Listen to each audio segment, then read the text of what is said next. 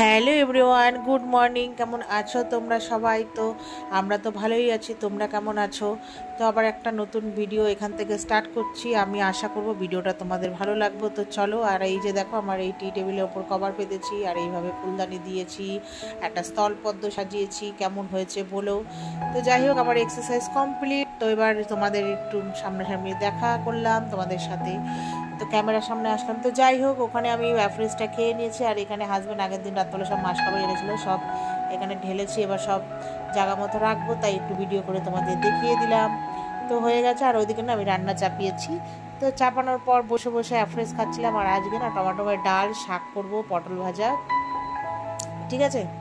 আর হচ্ছে তোমার ওই কী করবো আর একটা ভুলে গেছি। তো যাই হোক বন্ধুরা, মোটামুটি আমার রান্না ইলিশ মাছের ঝোল নাকি কি ভুলে গেছি, মনে নেই। তো যাই হোক বন্ধুরা, তারপরে আমি এখানে রান্নাটা, ওখানে পটল ভাজা হচ্ছে আস্তে আস্তে, আর আমি না এখানে মানে আমার যে ব্রেকফাস্টটা সেটা করে নিচ্ছি। আর মেয়েকে একটু বানিয়ে দেবো লুচি, ও অনেক দিন ধরে বলছিল। তো পড়াশোনা যেহেতু বিকেলে প্রায় দিনই পড়া থাকে আর হয়ে ওঠে না, ওই জন্য আজকে একটু লুচি করে দেবো। যেহেতু ডিম কষা করেছিলাম, যে আমি বলেছিলাম যে ডিম কষা দিয়ে লুচি করে দেবো। তো যাই হোক, একবারে ওটা একটু বেশি করে করেছিলাম।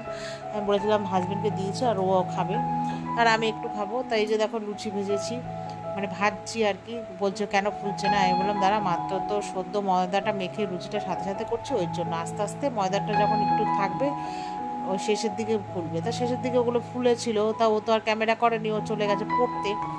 তো যাই হোক, ওখানে আমি হচ্ছে লুচি ভাজি আর ও হচ্ছে উল্টানোর চেষ্টা করছিল। আমি বললাম করিস না, তেল ছিটকে হাতে ফোসকা পড়ে যাবে। তো যাই হোক, এখানে মা মেয়ে দুজনে নিয়ে চলে এসেছি। ওকে দিয়েছিলাম, আমি খাবো না বললাম, বলে খাও। তো যাই হোক, আমিও একটু নিয়ে এসেছি, খেলাম। আমার তো লুচি খুবই ভালো লাগে। তো যাই হোক, ওখানে লুচি টুচি বসে বসে খেলাম আর একটু মোবাইলটা ঘাঁটছিলাম। তারপরে হচ্ছে আর ভিডিও করিনি।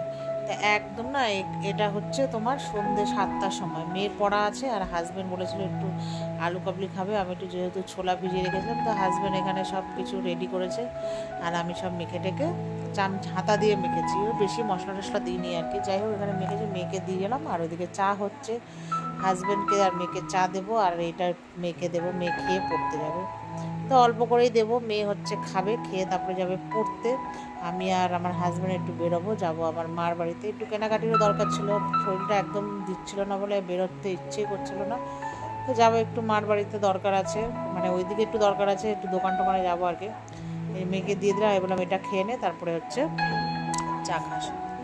তার মেয়েকে পড়তে দিয়ে আমরা চলে এসেছি আমার মার বাড়িতে। ওখানে হাজব্যান্ড বসে কী করছিল আর আমি বসে বসে ঢং করছিলাম। তো চলো, ভিডিওটা এই পর্যন্ত। ভালো লাগে